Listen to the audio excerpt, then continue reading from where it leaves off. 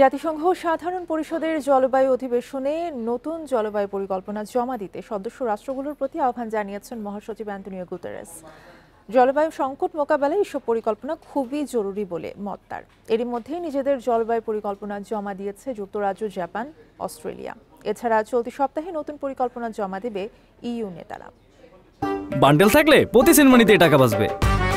বিকাশ send money bundle কিনে জিতুন প্রতি লেনদেনে।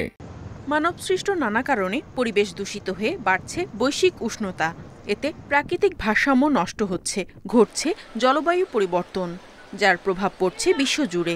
বন্যা, খরা, অতিবৃষ্টি, দাবানল, তীব্র তাপপ্রবাহের মতো ঘন ঘন প্রাকৃতিক দুর্যোগের সম্মুখীন হচ্ছে বিশ্ববাসী। অন্যদিকে বৈশ্বিক উষ্ণায়নের কারণে মেরু অঞ্চলের বরফ গলে যাওয়ায় বাড়ছে সমুদ্রপৃষ্ঠের উচ্চতা।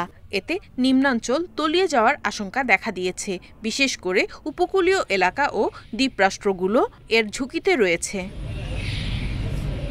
এমন অবস্থায় জলবায়ু সংকট মোকাবিলায় বিশ্ব নেতাদের কার্যকর পদক্ষেপ নেয়ার তাগিদ দিয়েছেন জাতিসংঘ মহাসচিব অ্যান্টোনিও গুতেরেস।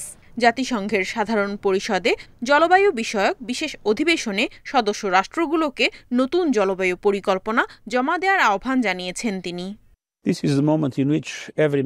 জাতিসংঘের প্রতিটি সদস্য রাষ্ট্রকে তাদের নতুন জলবায়ু পরিকল্পনা উপস্থাপন করতে হবে। বৈশ্বিক তাপমাত্রা বৃদ্ধি 1.5 ডিগ্রি সেলসিয়াসে সীমাবদ্ধ রাখার লক্ষ্যমাত্রা পূরণে এটি জরুরি। এর কারণে কার্বন নির্গমন নাটকীয়ভাবে কমাবে তারা। আগামী নভেম্বরে ব্রাজিলে হতে যাওয়া বার্ষিক জাতিসংঘ জলবায়ু শীর্ষ সম্মেলন COP30 এর আগেই জলবায়ু পরিকল্পনাগুলো পর্যালোচনা করার কথা রয়েছে। ইতিমধ্যে নিজেদের নতুন জলবায়ু পরিকল্পনা জমা দিয়েছে যুক্তরাজ্য, জাপান এবং অস্ট্রেলিয়া। তবে দীর্ঘ আলোচনার পরও 2035 সাল নাগাদ কার্বন দূষণ কমানোর নির্দিষ্ট লক্ষ্যমাত্রা নির্ধারণের বিষয়ে একমত হতে পারেনি ইইউ নেতারা।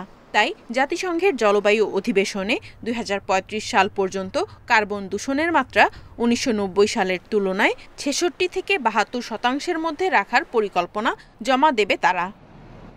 Nadia Tabassum, independent news.